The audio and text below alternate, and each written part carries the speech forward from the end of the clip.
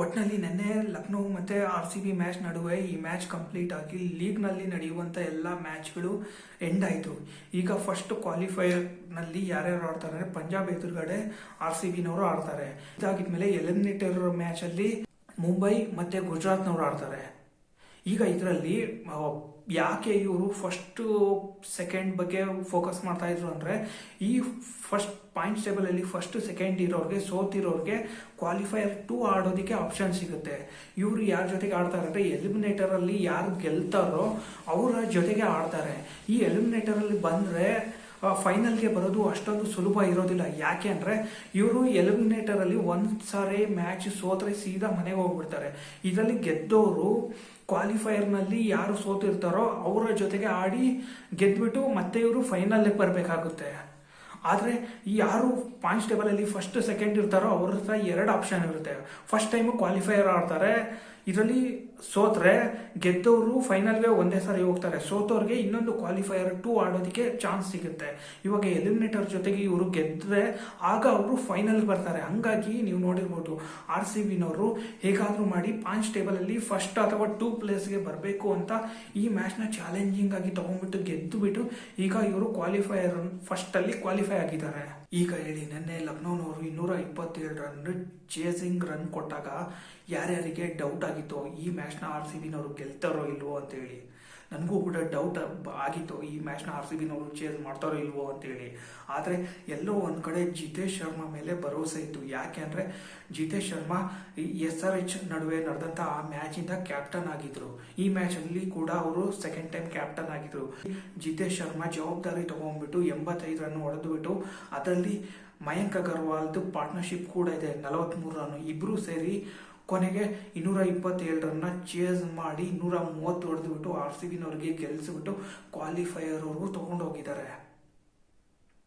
ಒಟ್ಟಿನಲ್ಲಿ ಈ ಮ್ಯಾಚ್ ಗೆದ್ದ ಮೇಲೆ ಆ ಒಂದು ಏನು ಹೇಳ್ತಾರೆ ವಿನ್ನಿಂಗ್ ಮೂಮೆಂಟ್ ಇದೆ ಅಲ್ವಾ, ನಿನ್ನೆ ಪ್ರತಿಯೊಬ್ಬರು ಎಂಜಾಯ್ ಮಾಡಿದ್ದಾರೆ. ನಿನ್ನೆ RCBನವರು ಈ ಮ್ಯಾಚ್ನ ಗೆಲ್ಲೋಕ್ಕಿಂತ ಮೊದಲು ಈ ಮ್ಯಾಚಲ್ಲಿ ಸಿಕ್ಕಾಪಟ್ಟೆ ಟ್ವಿಸ್ಟ್ ಅಂಡ್ ಟರ್ನ್ಸ್ ಇತ್ತು. ಜಿತೇಶ್ ರಾಠಿ ಏನು ಅಂದರೆ ಹೇಗಾದರೂ ಮಾಡಿ ವಿರಾಟ್ ಕೊಹ್ಲಿ ವಿಕೆಟ್ ತಗೋಬೇಕು ಅಂತ ಟ್ರೈ ಮಾಡ್ದ, ಆಗಿಲ್ಲ. ಲಾಸ್ಟಿಗೆ ಅಲ್ಲಿ ಫಿಲ್ ಸಾಲ್ಟ್ ವಿಕೆಟ್ ತಗೋಬೇಕು ಅಂತ ಟ್ರೈ ಮಾಡ್ದ, ಆಗಿಲ್ಲ. ಈಗ ಜಿತೇಶ್ ಶರ್ಮಾ 17ನೇ ಓವರಲ್ಲಿ ಬ್ಯಾಟಿಂಗ್ ಮಾಡಬೇಕಾದ್ರೆ ಅದನ್ನು ಮಕಂಡ್ ಔಟ್ ಮಾಡಬೇಕು ಅಂತ ತುಂಬ ಟ್ರೈ ಮಾಡ್ತಾ ಇದ್ದ. ಆದರೆ ಅಂಪೈರು ನಾಟ್ ಔಟ್ ಕೊಟ್ಟರು. ಆದರೆ ಆ ಮಕಂಡ್ ಔಟ್ ಅಂದರೆ ಏನು ಅಂತ ತಿಳ್ಕೊಬೇಕು ಅಂತ ನನಗೂ ತುಂಬ ಕ್ಯೂರಿಯಾಸಿಟಿ ಇತ್ತು. ಬನ್ನಿ ಅದೇನು ಅಂತ ನೋಡೋಣ. ನಿನ್ನೆ 17ನೇ ಓವರಲ್ಲಿ ದಿಗ್ವೇಶ್ ರಾಠಿ ಜಿತೇಶ್ ಶರ್ಮಾನ ಔಟ್ ಮಾಡಿದ್ರು ಕೂಡ ಅದನ್ನು DRS ತಗೊಂಡಿದ್ರು ಕೂಡ ಅದು ನಾಟ್ ಔಟ್ ಆಗ್ತಿತ್ತು. ಯಾಕೆ ಅಂದರೆ ಅದು ಮಕಂಡ್ ರೂಲ್ಸ್ ಪ್ರಕಾರ ಬೌಲರ್ ಬಾಲ್ ಎಸೆಯುವ ನಿರೀಕ್ಷಿತ ಕ್ಷಣದವರೆಗೆ ನಾನ್ ಸ್ಟ್ರೈಕರ್ ಕ್ರೀಸಿಂದ ಹೊರಗಿದ್ದರೆ ರನ್ಔಟ್ ಆಗುವ ಸಾಧ್ಯತೆ ಇರುತ್ತದೆ.